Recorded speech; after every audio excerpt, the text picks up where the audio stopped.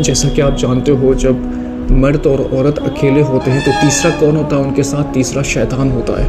اور شیطان ایک بہت بڑے اسکالر نے یہ بات کہا ہے کہ 3 ایسا موقع ہے، 3 ایسے سچویشنز ہیں جس میں ابلیس خود آتا ہے اس اپورچونٹی کو گریب کرنے کے لیے. ایسے تو جتنے گناہ انسان سے ہوتا ہے اس میں اس کی جو فوج ہوتی ہے، جن ہوتے ہیں، وہ تو ہوتے ہی ہیں، وہ تو وسوسے ڈالتے ہیں، انسان کو ٹیمپٹیشنز لاتے ہیں، ٹریگر سب چیز تو کرتے ہیں. لیکن 3 ایسا موقع ہے جس میں ابلیس خود آتا ہے اس اپورچونٹی کو گریب کرنے کے لیے اور انسان کو اس اپورچونٹی میں بہکانے کے لیے. اس میں سے ایک سچویشن دوستو یہ ہے کہ جب مرد اور عورت تنہائی میں ہوتے ہیں. اب آپ سوچ رہے ہوں گے کہ مرد اور عورت تنہائی میں اس کا کیا ایکسپلینیشن ہو سکتا ہے، کیا انٹرفیرنس ہو سکتا ہے. تو میں آپ کو بتاؤں، دیکھو تنہائی سے مراد یہ ہے کہ آپ اس چیز کو اوائڈ کیجیے کہ کبھی بھی ایسا کوئی سچویشن ہو جس میں آپ کسی بھی نامحرم کے ساتھ تنہائی میں ہوں. بیکاز جیسے تنہائی آئے گا اس سچویشن میں یہ ابلیس خود آئے گا اور آپ کے دل میں وساوس پیدا کرے گا، جو غیر محرم خاتون ہیں ان کے دل میں کرے گا، اور انسان پھر بات شروع کرتا ہے اور بات سے پھر بات آگے بڑھتی ہے، دوستی ہوتی ہے، اور پھر سارے خلفزار وہاں سے شروع ہو جاتے ہیں. اچھا، اس پہ میں ایک چیز آپ کو میرے بھائی یہ بھی بتاؤں کہ تنہائی کا مومنٹ موبائل فون بھی ہے.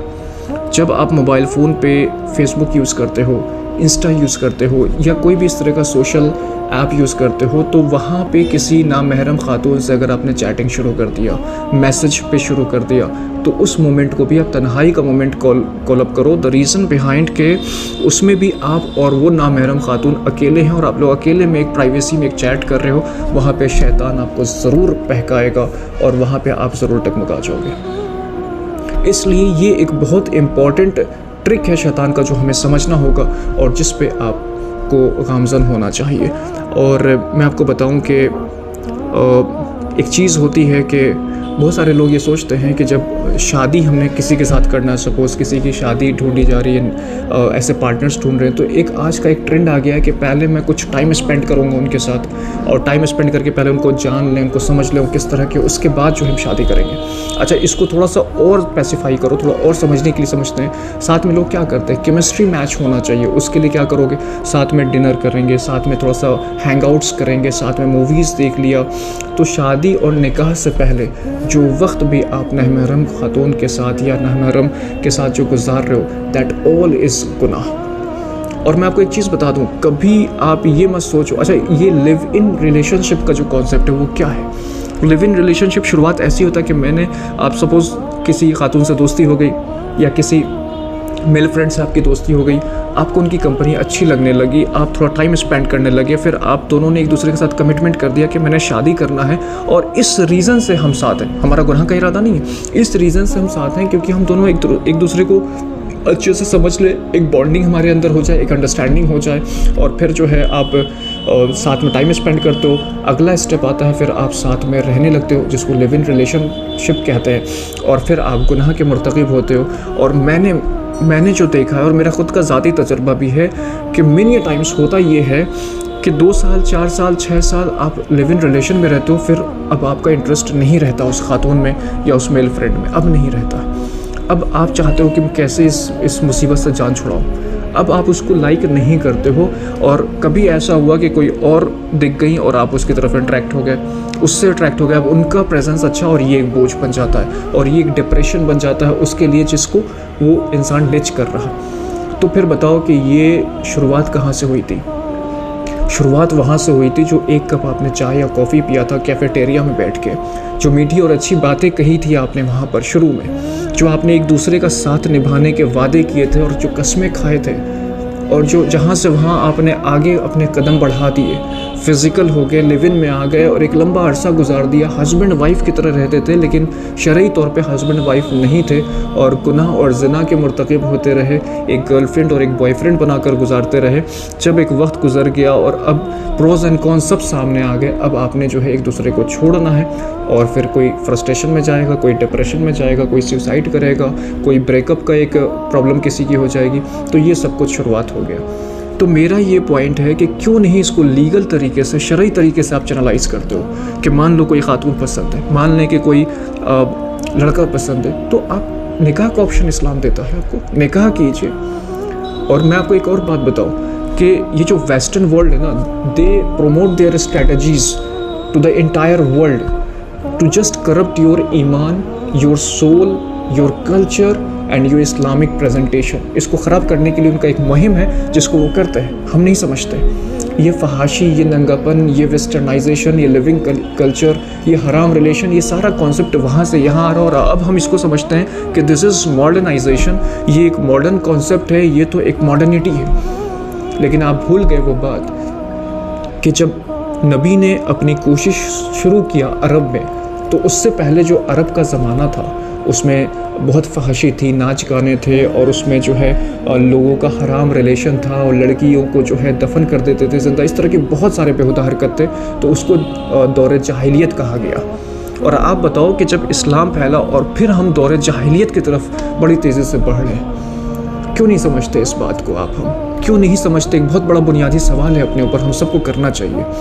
تو میں آپ کو یہ چیز بتا رہا تھا کہ اس کو شرعی طور سے آپ لیگلائز کرو اور پھر اس زندگی کو گزارے، اور اس میں اللہ کی طرف سے رحمت ہے، برکت ہے، اور سب چیزیں ہیں. دوسرا آپ دیکھو کہ لیو ان ریلیشن، یہ گرل فرینڈ بوائے فرینڈ لوگ اس لیے آپٹ کر لیتا ہے کہ اس میں کوئی کمٹمنٹ نہیں ہے.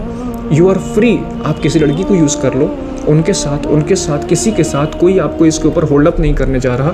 آپ نے مزے کیے اور پھر موو آن کر گئے، چھوڑو بھاڑ میں گئی لڑکی، فرسٹریٹ ہو گئی، سوسائڈ کر لی، مر گئی، کیا فرق پڑتا ہے؟ آپ نے اپنی خواہش تو پوری کر لی. یہ سیلفشنس ایٹیٹیوڈ جو ہے یہ ویسٹ سے آتا ہے. اسلام کیا کہتا ہے اس کے برعکس؟ اسلام کہتا ہے کہ ایک کمٹمنٹ، نکاح ایک کمٹمنٹ ہے، اور ایک کمٹمنٹ اور ایک رسپانسبلٹی کے ساتھ اس خاتون کو اپنے زندگی میں لاؤ اور اس کی ذمہ داری کو اٹھاؤ، اس کو وہ مرتبہ دو، عزت دو، اکرام دو، اور اپنی بیوی کی حیثیت دو، اور تب اس کے ساتھ وقت گزارو. آپ بتائیے مجھے، اپنے دل سے اس فیصلے کو کیجئے کہ کون سی بات زیادہ صحیح ہے، کون سی بات انصاف پر ہے، کون سی بات حق پر ہے، اور کس میں انسان کے وقار کا سامنے آتا ہے معاملہ. تو اس لیے اسلام بات کرتا ہے ڈگنیٹی کی، اسلام بات کرتا ہے وقت کی، وقار کی، اقبال کی.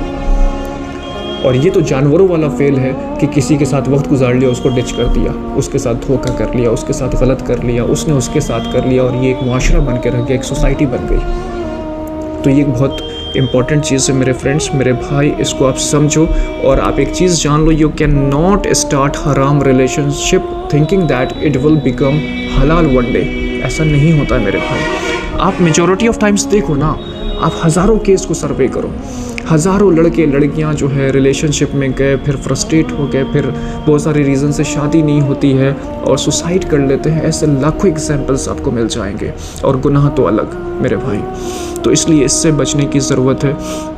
دوسرا میں آپ کو بتاؤں کہ ایک بہت غلط ٹرینڈ جو ہے اب دیکھتا ہوں میں، جتنے بھی آپ سمجھو کہ شادی ہوتی ہے اپنے سوسائٹیز میں، آپ دیکھو کہ ایک ناچ گانے کا رواج شروع ہو گیا ہے. اور میں آپ کو بتاؤں کہ جو کزنس ہیں، سو کالڈ کزنس، بھائی یہ تو میرے ممیری بہن ہے، وہ میری چچیری بہن ہے، اس کے ساتھ ریہرس کرنا، ڈانس کے اسٹیپس کو ریہرس کر کے جو ہے پرفارم کرنا شادیوں میں، یہ ایک رواج بن گیا ہے، یہ ایک ٹرینڈ بن گیا ہے.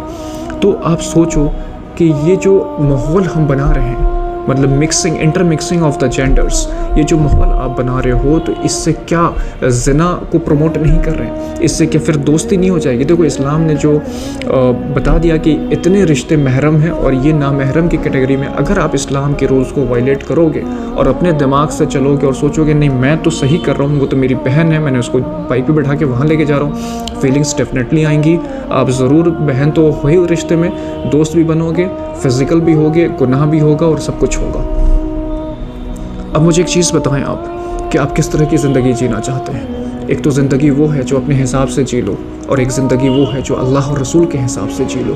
اپنے حساب سے جی لو گے، وقتی مزہ بھی آئے گا، وقتی لذت بھی ہوگا. گناہ میں اللہ نے لذت رکھا ہے، وقتی انجوائے کر لو گے، لیکن آپ کو نہیں پتہ یہ اتنا بڑا ریگریٹ ہے، اتنا بڑا ریگریٹ ہے جو بعد میں آپ افسوس کرو گے، لیکن آپ کے پاس وقت نہیں ہوگا سنبھلنے کا.